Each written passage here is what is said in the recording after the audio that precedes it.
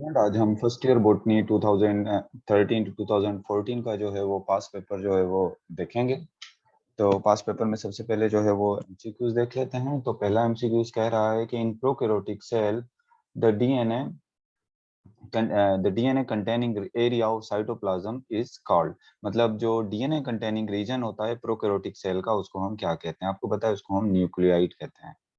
इसके अलावा कहता है कि इन photosystem an area consisting of cluster of few hundred of chlorophyll a chlorophyll b carotenoids molecules called। यानी फोटोसिस्टम का वो एरिया जिसमें फ्यू हंड्रेड जो है वो क्लोरोफिल ए के भी मॉलिक्यूल होते हैं, क्लोरोफिल बी के मॉलिक्यूल भी होते हैं, और साथ में जो है वो कैरोटेनॉइड्स भी होते हैं। तो उस एरिया को हम क्या कहते हैं? आपको पता है, उस एरिया को हम एंटीना कॉम्प्लेक्स कहते हैं। देखिए, पिछले वाले पेपर में एंटीना कॉम्प्लेक्स डिफाइन करने के लिए दिया था, इस बार एंटीना कॉम्प्लेक्स को जो है वो कहाँ दे दिया है? एमसीक्यूज के अंदर दे दिया।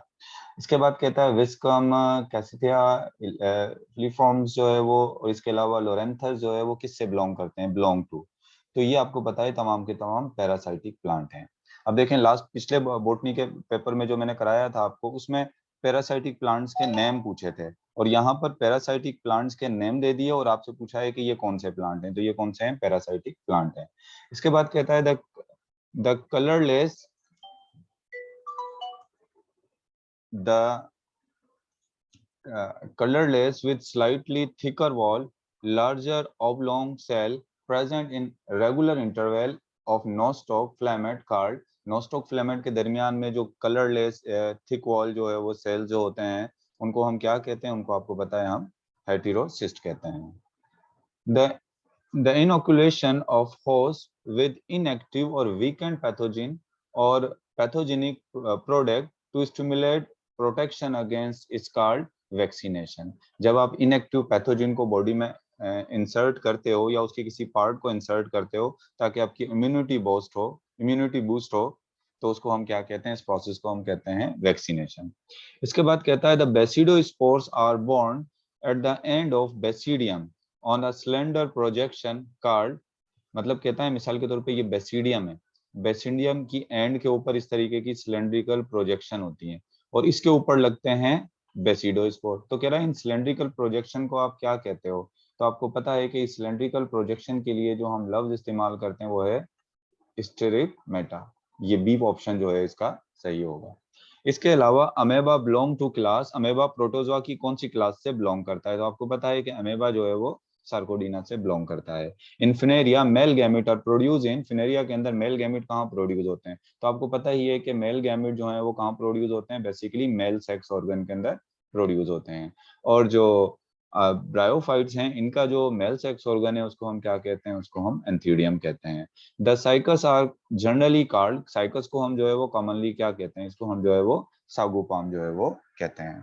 तो ये तो हो गए आपके एमसीक्यूज। एमसीक्यूज के बाद हम आ जाते हैं किसकी तरफ? आ जाते हैं हम इसके शॉर्ट क्वेश्चंस की तरफ जो है वो आ जाते हैं।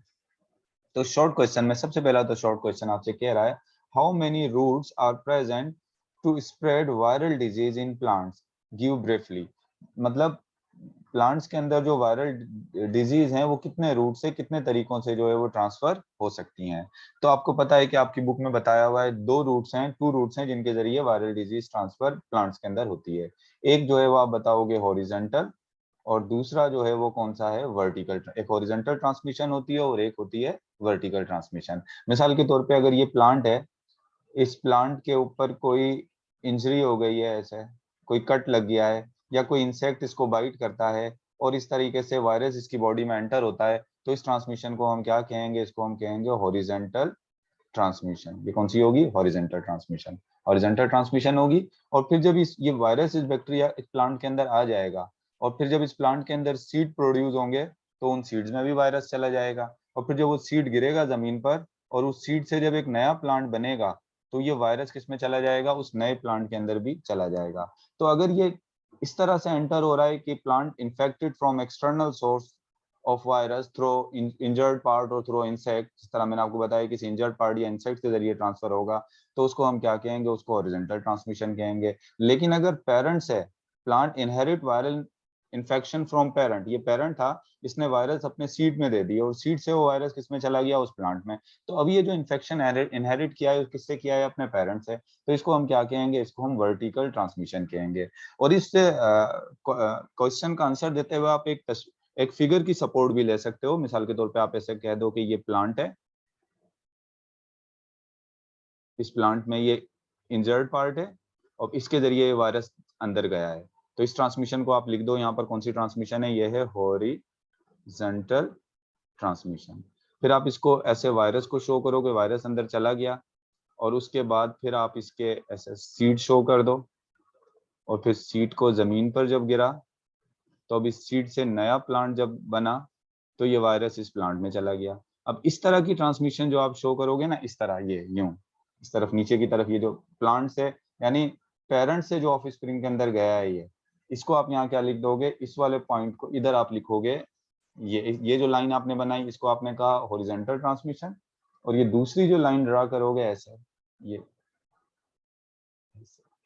इसको आप कौन सी ट्रांसमिशन कह दो, इसको आप कह दो वर्टिकल ट्रांसमिशन। तो इस फिगर के जरिए भी आप इसको सपोर्ट कर सकते हो अपनी जो है वो इस क्वेश्चन को। अगर चाहो तो और बेहतर तरीके से अगर एक फिगर बनाना चाहते हो तो ये लो इस तरह बना दो, ये ट्री हो गया, अब ऐसे जा रहा है तो ये हॉरिजॉन्टल ट्रांसमिशन, और इस ट्री से जब एक नया ट्री बन रहा है और उसमें जा रहा है तो ये कौन सी ट्रांसमिशन हो गई, वर्टिकल ट्रांसमिशन। ये हॉरिजॉन्टल ट्रांसमिशन और ये वर्टिकल ट्रांसमिशन, बहुत सिंपल करके इस तरह से भी बना सकते हो। चले नेक्स्ट क्वेश्चन की तरफ चलते हैं।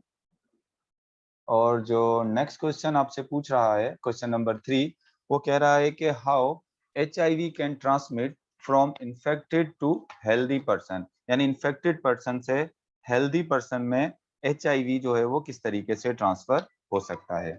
तो सबसे पहले तो आपने ये बात याद रखनी है कि जो बताना है कि HIV का जो वायरस है, HIV का वायरस जो है वो HIV virus can survive in body fluids, किसमें सर्वाइव करता है, बॉडी फ्लूइड्स में सर्वाइव करता है, and is transmitted by blood and semen. यानी बॉडी फ्लूइड जो होते हैं, दो बॉडी फ्लूइड होगा, एक तो ब्लड और एक सीमन, उसके जरिए ये ट्रांसफर हो सकता है। और ब्लड और जो ये बॉडी फ्लूइड ट्रांसफर होते हैं ज्यादातर, तो उसमें आप ये बताएंगे कि HIV can transmit it from infected to healthy person through intimate sexual contact. एक तरीका क्या हो गया, इंटीमेट सेक्सुअल कॉन्टेक्ट, यानी 90% जो है वो HIV जो ट्रांसफर होता है वो सेक्सुअल कॉन्टेक्ट के जरिए होता है। तो एक तो तरीका हो गया सेक्सुअल कॉन्टेक्ट, और सेक्सुअल कॉन्टेक्ट में डेफिनेटली जो होगा वो किसके जरिए होगा, वो सीमन के जरिए या किसके जरिए, सेक्सुअल फ्लूइड के जरिए जो है वो ट्रांसफर होगा।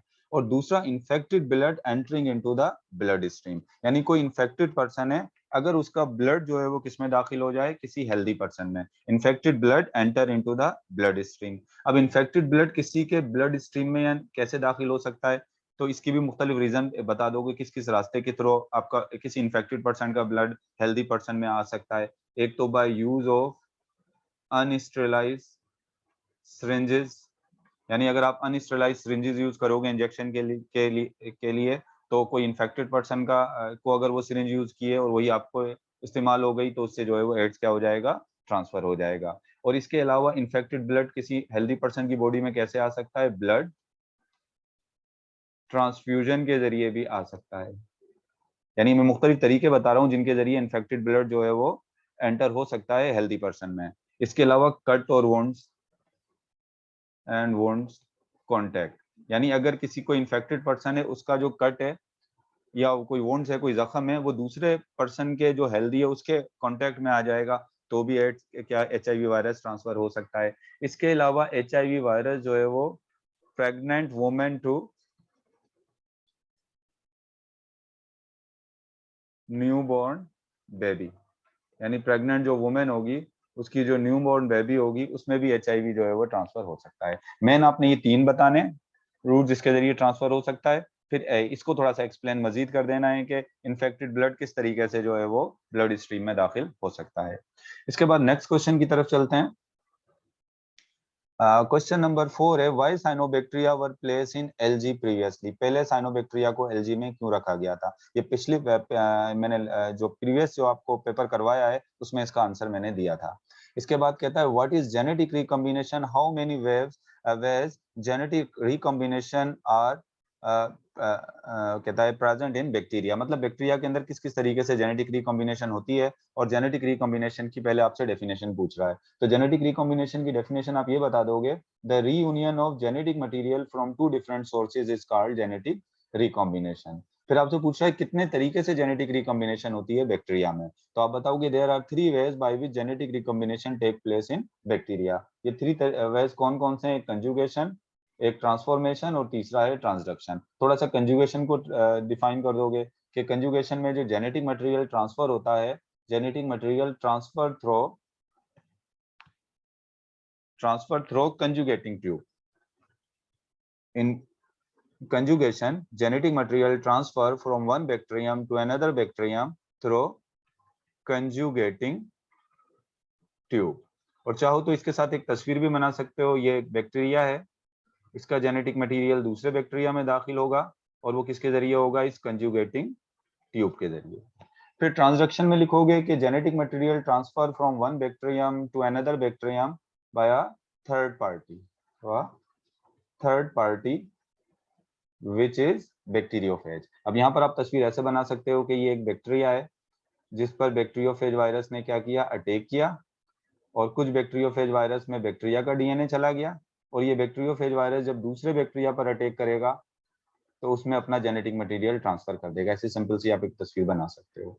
तो ट्रांसफॉर्मेशन में आपने क्या बताना है? Genetic material transfer from one bacterium to another bacterium by a third party which is bacteriophage. फिर ट्रांसफॉर्मेशन में आप बताओगे genetic material transfer from one bacterium to another bacterium through environment causing it to transform. यानी genetic material एक bacteria से दूसरे bacteria में जो है वो एनवायरनमेंट से दाखिल होता है। मिसाल के तौर पे ये कैप्सुलेटेड बैक्टीरिया का डीएनए एनवायरनमेंट में मौजूद है, और ये नॉन कैप्सुलेटेड बैक्टीरिया है। अब इस एनवायरनमेंट से ये जेनेटिक मटेरियल इस बैक्टीरिया में दाखिल हो जाएगा, और ये नॉन कैप्सुलेटेड बैक्टीरिया, ये क्या है? Non capsulated bacteria. जब ये कैप्सुलेटेड बैक्टीरिया का जेनेटिक मटेरियल इसमें आएगा तो वो उसको ट्रांसफॉर्म कर देगा, इसको तब्दील कर देगा किसमें? कैप्सुलेटेड बैक्टीरिया में। तो इस तरह से आप एक तस्वीर भी बना सकते हो कि जेनेटिक मटेरियल जो बैक्टीरिया में एंटर हो रहा है ट्रांसफॉर्मेशन में, ट्रांसफॉर्मेशन में जो एंटर हो रहा है वो किसके जरिए एंटर हो रहा है? ट्रांसफॉर्मेशन में एंटर हो रहा है किसके जरिए? उसके एनवायरनमेंट से। और ये ट्रांसफॉर्मेशन में जो एनवायरनमेंट के जरिए एंटर हो रहा है तो उसके बाद बैक्टीरिया को क्या कर रहा है? ट्रांसफॉर्म कर रहा है, तब्दील कर रहा है। तो ये 3 तरीके हैं, कंजुगेशन, ट्रांसडक्शन और ट्रांसफॉर्मेशन। आपने तरतीब उसी तरह लिखनी है जैसे आपकी बुक में। आप पहले कंजुगेशन लिख देना, सेकंड नंबर पे ट्रांसडक्शन लिख देना, तीसरे नंबर पे क्या लिख देना? ट्रांसफॉर्मेशन। इसके बाद आपसे पूछ रहा है कि क्वेश्चन नंबर 6 जो है उसमें पूछ रहा है कि आइसोमॉर्फिक और हेटेरोमॉर्फिक अल्टरनेशन ऑफ जनरेशन के बारे में थोड़ा सा आपने बताना है कि आइसोमॉर्फिक और हेटेरोमॉर्फिक अल्टरनेशन ऑफ जनरेशन जो है वो क्या फर्क होता है इसमें।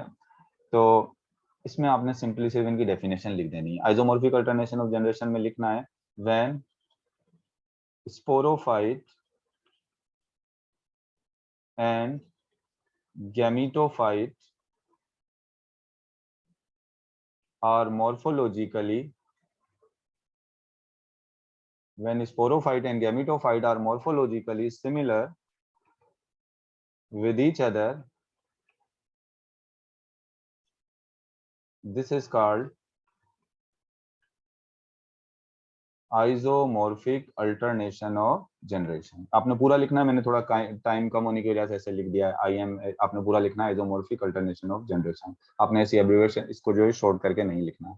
और इसकी आपने एग्जांपल क्या लिखनी है आइसोमॉर्फिक अल्टरनेशन ऑफ जनरेशन की? Alva, alternation of generation in Alva जो है वो ये क्या है? एग्जाम्पल है आइसोमॉर्फिक अल्टरनेशन ऑफ जनरेशन की। और आप इसमें जो है वो तस्वीर भी बना सकते हैं, तस्वीर से भी अपने इसको आंसर को सपोर्ट कर सकते हैं। आप एक ऐसे तस्वीर बना दो, इसको आप लिख दो कि ये स्पोरोफाइट है, और दूसरी तस्वीर बना दो, इसको लिख दो कि ये गैमीटोफाइट है। अब आप बता सकते हो कि स्पोरोफाइट और गैमीटोफाइट दोनों क्या हैं? सिमिलर हैं। तो इसको हम कहते हैं आइसोमॉर्फिक अल्टरनेशन ऑफ जनरेशन।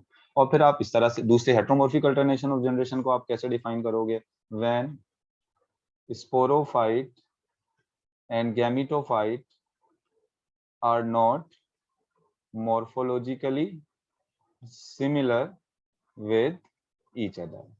जब स्पोरोफाइट और गैमीटोफाइट एक दूसरे के मॉर्फोलॉजिकली सिमिलर नहीं होते, फिजियोलॉजिकली तो सिमिलर होते ही नहीं है, फिजियोलॉजिकली तो आइसोमॉर्फिक में भी सिमिलर नहीं होते हैं, लेकिन अगर मॉर्फोलॉजी के अंदर जो है वो स्पोरोफाइट और गैमीटोफाइट की मॉर्फोलॉजी नहीं मिल रही, शक्ल में एक दूसरे से मुख्तलिफ हैं, तो इस अल्टरनेशन ऑफ जनरेशन को हम कहेंगे heteromorphic alternation of generation. Heteromorphic alternation of generation की आप मिसाल दे सकते हो bryophytes and other plants, alternation of generation in bryophytes. तो इसमें भी आप तस्वीर ऐसे बना सकते हो कि आप ये ऐसी तस्वीर बना दो और इसको आप कह दो कि ये गैमीटोफाइट है, एक ऐसे तस्वीर बना दो, इसको कह दो कि ये स्पोरोफाइट है।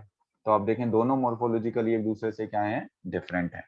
तो इस तस्वीर इसका आंसर, जिस क्वेश्चन के आंसर में आपने इन दोनों को सिर्फ डिफाइन करना है, इसकी एग्जांपल दे देनी है और चाहे तो साथ में इस तरह की एक फिगर भी जो है वो बना दें।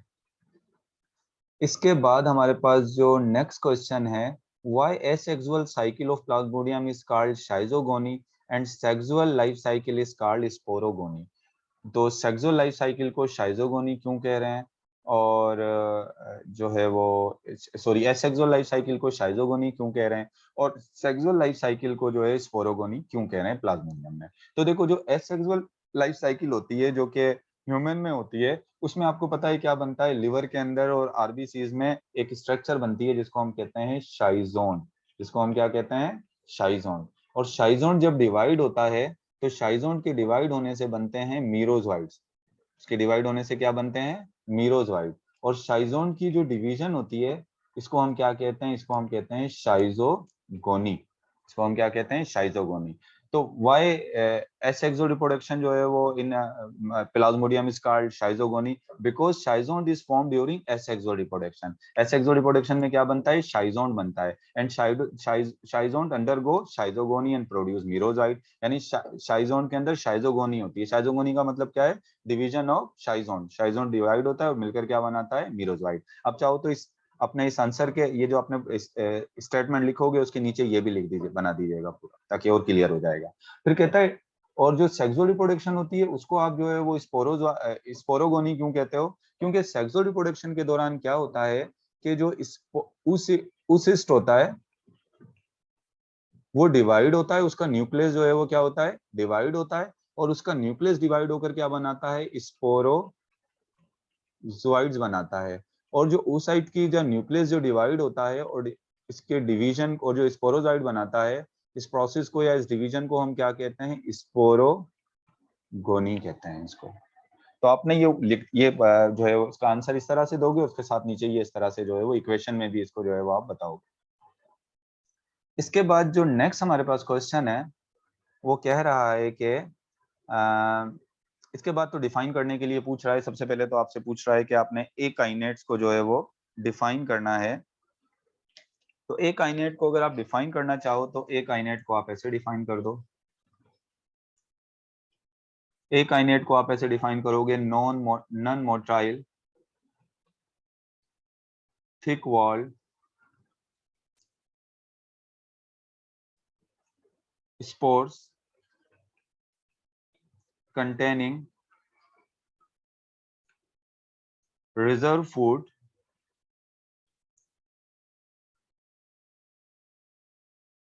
form from certain vegetative cells during unfavorable condition।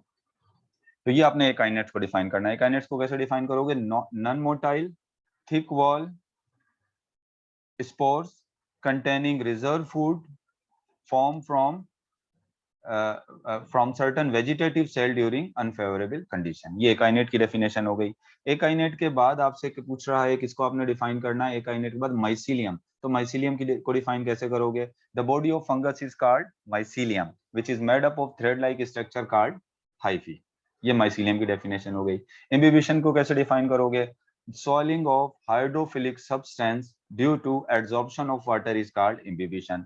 Ovule को कैसे डिफाइन करोगे, ओव्यूल को डिफाइन इस तरह से कर सकते हैं कि integumented megasporangium is called ovule. Integumented megasporangium is called ovule. ये सिंपल सी डेफिनेशन है किसकी, ओव्यूल की। इसके बाद आ जाते हैं how solute potential and water potential effect the rate of osmosis. Osmosis पर सोल्यूट पोटेंशियल और वाटर पोटेंशियल कैसे अपना असर डालते हैं। अब आप इसमें ये बताओगे, मिसाल के तौर पे जो ऑस्मोसिस होती है, मिसाल के तौर पे आप इधर देखो कि ये यहाँ पर जो है वो ये एक सेल है, सही ना, ये सेल है। अब इस सेल के बाहर जो है वो वाटर पोटेंशियल क्या है, हाई है। वाटर पोटेंशियल क्या है, सेल के बाहर जो सॉल्यूशन है उसमें वाटर पोटेंशियल हाई है, और सेल के अंदर जो वाटर पोटेंशियल है वो क्या है, वाटर पोटेंशियल लो है। तो वाटर हमेशा कहाँ जाता है, हाई वाटर पोटेंशियल से कहाँ जाएगा, लो वाटर पोटेंशियल की तरफ जाता है, और थ्रो सिलेक्टिव परमिएबल मेम्ब्रेन। और इस प्रोसेस को हम क्या कहते हैं, इसको हम कहते हैं ऑस्मोसिस। मतलब कह रहा है कि वाटर पोटेंशियल का रोल क्या होता है ऑस्मोसिस में, तो इसका मेन रोल यही है कि हाई वाटर पोटेंशियल से ऑस्मोसिस में वाटर जो है वो लो वाटर पोटेंशियल की तरफ जाता है। और अगर आप सोल्यूट कंसंट्रेशन की बात करो, सोल्यूट पोटेंशियल की या सोल्यूट कंसंट्रेशन की बात करो, तो हाई सोल्यूट लो सोल्यूट कंसंट्रेशन से वाटर कहाँ जाता है, हाई सोल्यूट कंसंट्रेशन की तरफ। तो ये है ऑस्मोसिस के अंदर वाटर पोटेंशियल और सोल्यूट पोटेंशियल का क्या हो गया ये रोल। आप चाहो तो इसको एक डायग्राम के जरिए भी रिप्रेजेंट कर सकते हो। ये मैंने एक सेल बना दिया, सेल के बाहर में वाटर पोटेंशियल जो है वो हाई वाटर पोटेंशियल कर देता हूँ। मिसाल के तौर पे सेल के बाहर वाटर पोटेंशियल है -100, और सेल के अंदर वाटर पोटेंशियल है -2000। सेल के अंदर वाटर पोटेंशियल कितनी है, -2000। जितनी कम माइनस होगी वाटर पोटेंशियल उतनी ही ज्यादा होगी, जितनी ज्यादा माइनस होगी वाटर पोटेंशियल उतनी ही कम होगी, और इसको हम वाटर पोटेंशियल के साइन से शो कर देते हैं। अब वाटर कहाँ से, ऑस्मोसिस के जरिए वाटर बाहर से जो है वो अंदर की तरफ जाएगा। इसी तरीके से अगर सॉल्यूट पोटेंशियल जो है वो ज्यादा है, मिसाल के तौर पे बाहर की तरफ अगर सॉल्यूट पोटेंशियल जो है वो सोल्यूट की कंसंट्रेशन जो है, सोल्यूट पोटेंशियल को भी हम नेगेटिव वैल्यू में शो करते हैं। बाहर की तरफ अगर सोल्यूट पोटेंशियल जो है वो हाई है, सोल्यूट पोटेंशियल को आप नॉर्मली इसी तरह लिख दें कि सोल्यूट पोटेंशियल या सोल्यूट कंसंट्रेशन लिख दें, सोल्यूट कंसंट्रेशन हाई। और यहाँ पर जो सोल्यूट कंसंट्रेशन बाहर जो है वो लो है, और अंदर सोल्यूट कंसंट्रेशन क्या है, हाई है। तो लो सोल्यूट कंसंट्रेशन से वाटर कहाँ जाएगा, हाई सोल्यूट कंसंट्रेशन की तरफ। मैं इस वक्त सोल्यूट पोटेंशियल नहीं आपको लिखाना चाह रहा, क्योंकि सोल्यूट पोटेंशियल बिल्कुल एक डिफरेंट टर्म है। सोल्यूट पोटेंशियल और वाटर पोटेंशियल एक दूसरे के साथ बिल्कुल क्या होते हैं, इक्वल होते हैं, लेकिन आपकी बुक के अंदर उसको उस तरह से डिफाइन नहीं किया गया, क्योंकि जो एग्जामिनर आपका पेपर चेक करेगा तो उसको शायद उस तरह से समझ में ना आ सके। तो इसी वजह से इसको मैंने सोल्यूट पोटेंशियल की जगह पर यहाँ सोल्यूट कंसंट्रेशन का लफ्ज जो है वो यूज कर लिया है, क्योंकि सोल्यूट पोटेंशियल की जो सही डेफिनेशन सही तरह जो एक्सप्लेन किया हुआ है वो फेडरल या पंजाब की बुक में जो है वो किया हुआ है।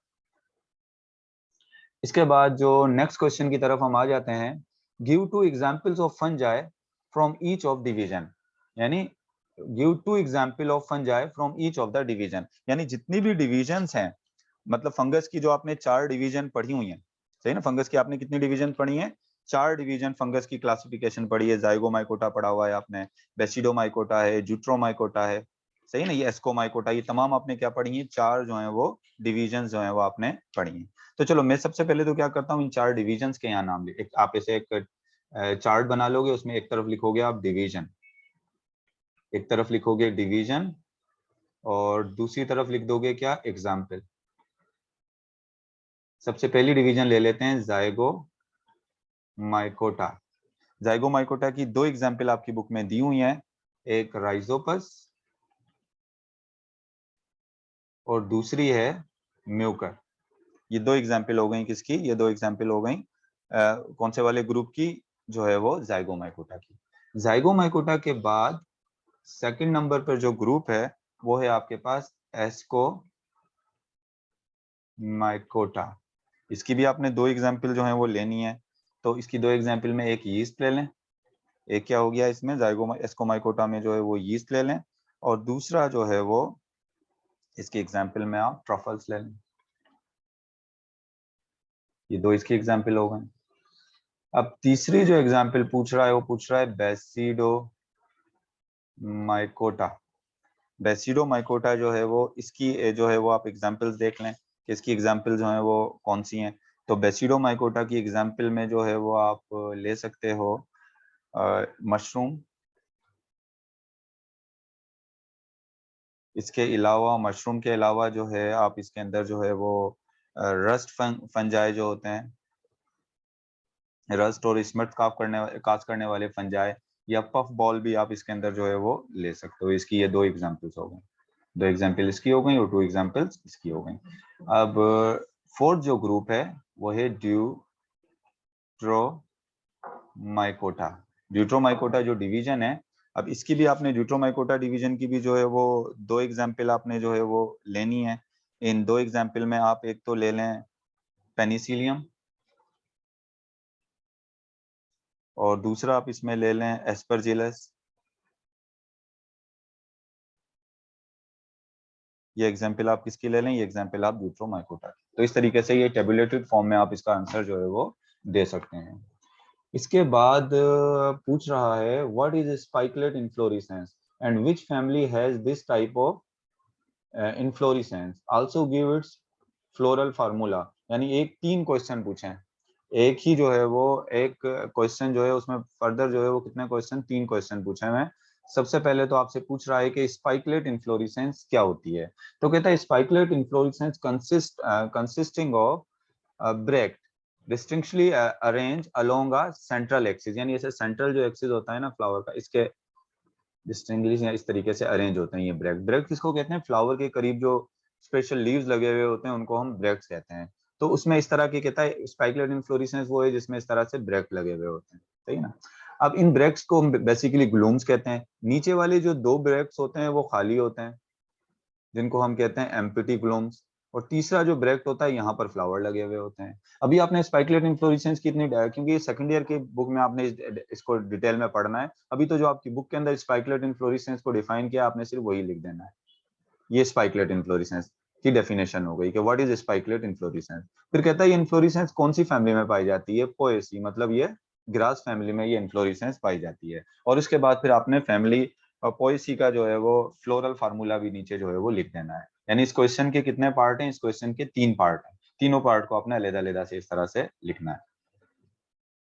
नेक्स्ट हमारे पास जो क्वेश्चन है वो कह रहा है distinguish between any one of the following, यानी इनमें से किसी एक को जो है वो आपने क्या करना है, इसमें फर्क लिखना है।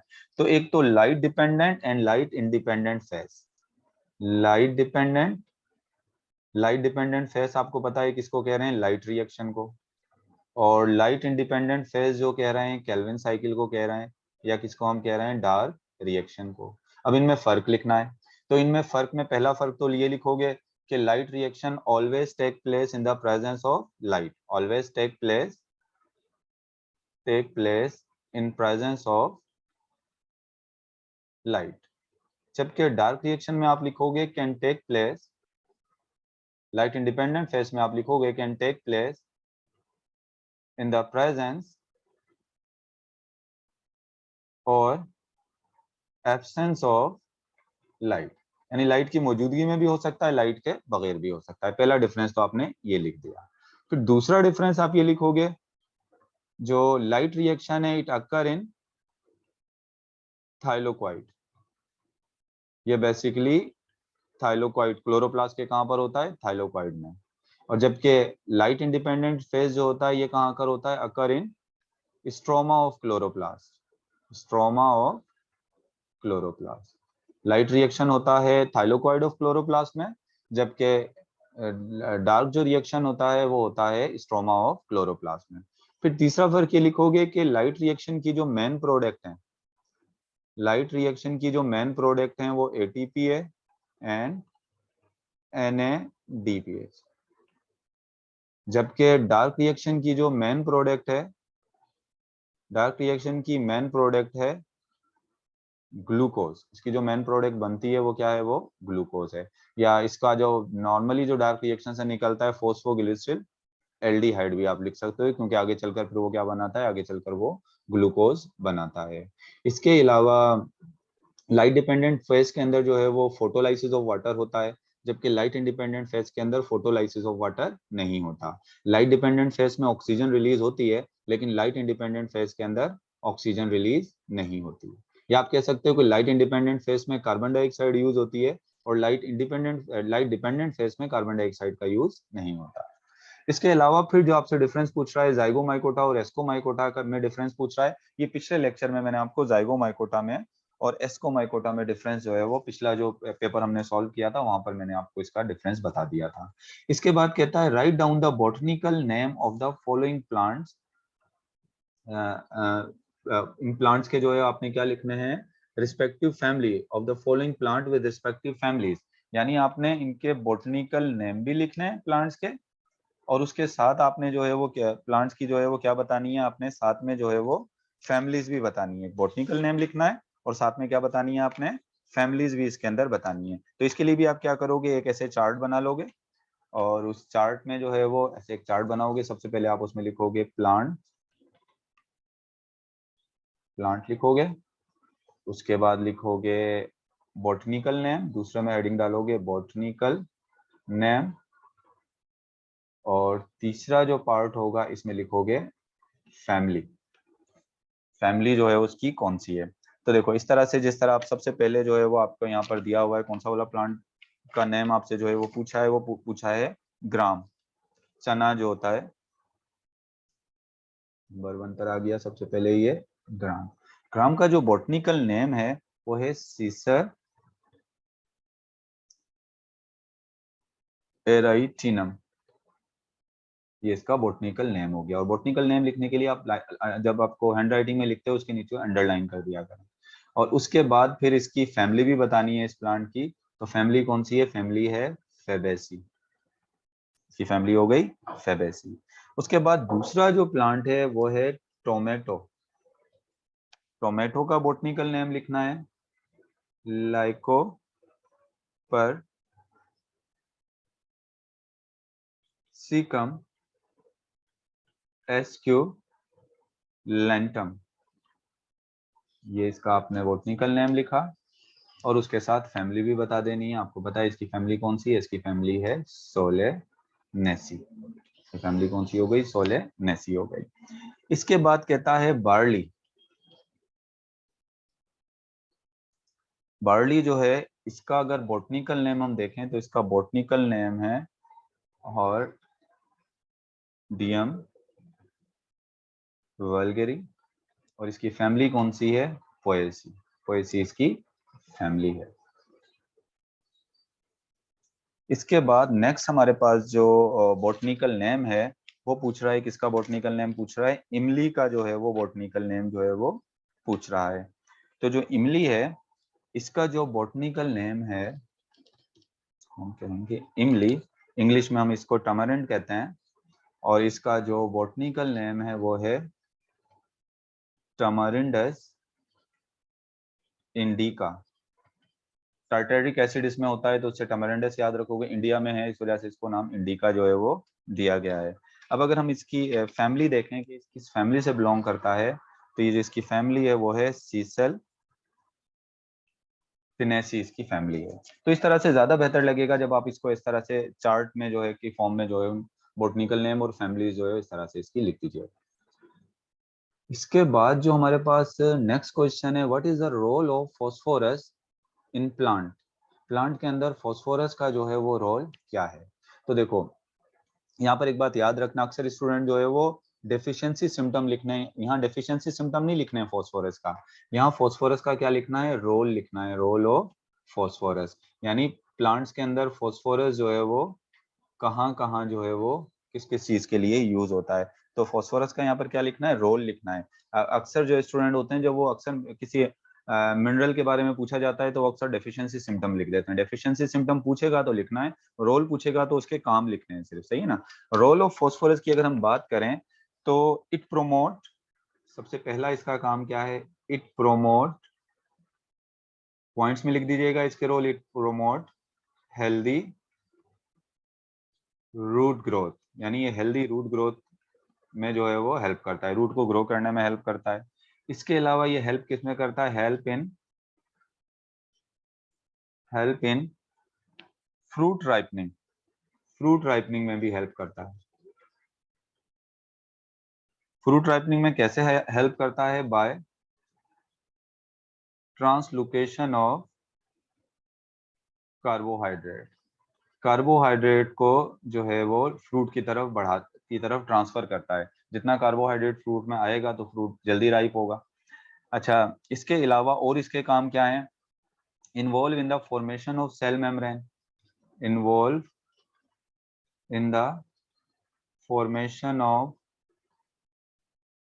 सेल मेम्ब्रेन, सेल मेम्ब्रेन बनाने में हेल्प करता है। कैसे सेल मेम्ब्रेन बनाने में हेल्प करता है? एज फॉस्फोलिपिड, क्योंकि आपको पता है कि फॉस्फोलिपिड जो है वो सेल मेम्ब्रेन का एक इंपॉर्टेंट पार्ट है, और फॉस्फोलिपिड में जो है वो क्या होती है? फॉस्फेट होती है। इसके अलावा ये जो है वो also help in the synthesis of nucleic acid. Nucleic acid के अंदर डीएनए और आरएनए के अंदर भी आपको पता है फॉस्फोरस होता है। कोएंजाइम्स में भी जो है वो क्या होता है? फॉस्फोरस होता है। एटीपी में भी फॉस्फोरस होता है। एनएडीपी में भी जो है वो क्या होता है? फॉस्फोरस होता है। तो इस तरह से आपने ये फॉस्फोरस के क्या बताने हैं? रोल बता देने हैं। इसके बाद लास्ट जो क्वेश्चन है वो कह रहा है व्हाट इज फोटो रेस्पिरेशन। पिछले वाले लेक्चर में हम डिस्कस कर चुके हैं कि फोटो रेस्पिरेशन क्या होती है, और कहता है कि and can which type of plant can undergo photo respiration, यानी वो कौन से प्लांट होते हैं जिनमें फोटो रेस्पिरेशन होती है। तो याद रखिएगा C3 प्लांट्स के अंदर फोटो रेस्पिरेशन होती है, जबकि C4 प्लांट और कैम प्लांट में फोटो रेस्पिरेशन नहीं होती। तो ये तो हो गए शॉर्ट क्वेश्चन।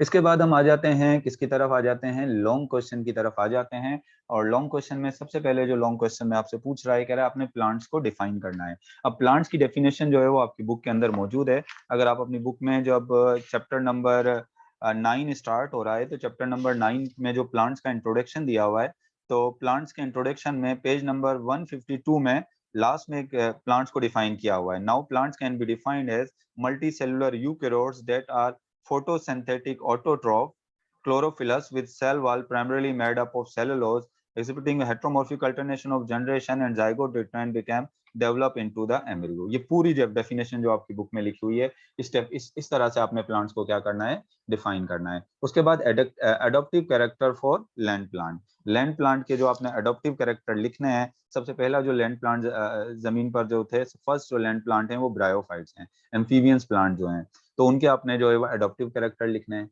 इसके अलावा नेक्स्ट जो क्वेश्चन पूछ रहा है वो पूछ रहा है what is define ascent of sap. Ascent of sap की डेफिनेशन लिखनी है। फिर एसेंट ऑफ सेप की डेफिनेशन लिखने के बाद वो सबसे जो एक्सेप्टेबल थ्योरी कौन सी है जो कि एसेंट ऑफ सेप को एक्सप्लेन करती है, वो मैंने आपको बताया था कि सबसे जो बेस्ट जो थ्योरी है वो है ट्रांसपैरेशन पुल एडिशन कोहेजन टेंशन थ्योरी। उसके बाद ट्रांसपैरेशन पुल एडिशन कोहेजन टेंशन थ्योरी को आपने एक्सप्लेन करना है। देखो व्हाट डिफाइन एसेंट ऑफ सेप में आपने ज्यादा डिटेल में नहीं जाना, सिर्फ आपने एसेंट ऑफ सेप की डेफिनेशन लिखनी है। उसके बाद डायरेक्ट आपने ट्रांसपैरेशन पुल एडिशन कोहेजन टेंशन थ्योरी की तरफ आ जाना है। इसके बाद नेक्स्ट क्वेश्चन है डिफाइन रेस्पिरेशन। यहाँ रेस्पिरेशन को भी आपने सिर्फ डिफाइन करना है। उसके बाद कहता है how anaerobic breakdown of pyruvate occur in mitochondria. आपको पता है अगर एनारोबिकली ब्रेकडाउन होता है माइटोकॉन्ड्रिया के अंदर जो है वो पायरोवेट, तो उसमें आपने जो है वो कौन से दो स्टेप के जरिए होता है? सबसे पहले तो पायरोवेट की ऑक्सीडेशन आपने बतानी है, और उसके बाद फिर आपने क्रेब साइकिल बता देनी है। यानी इसमें मेनली जो पूछ रहा है आपसे वो क्रेब साइकिल के बारे में पूछ रहा है, लेकिन क्रेब साइकिल में दाखिल होने से पहले पायरोवेट जो है वो एसिटाइल कोएंजाइम ए में भी जो है वो कन्वर्ट होता है। तो मतलब पहले आप पायरोवेट को बताओगे उसकी ऑक्सीडेशन करने के बाद कि वो कैसे एसिटाइल कोएंजाइम ए में कन्वर्ट होता है, उसके बाद फिर आपने क्रेब साइकिल बतानी है। तो मतलब मेन जो क्वेश्चन है यहाँ पर वो है क्रेब साइकिल, यानी आपने किसको एक्सप्लेन करना है? मेनली जो है वो क्रेब साइकिल को एक्सप्लेन करना है।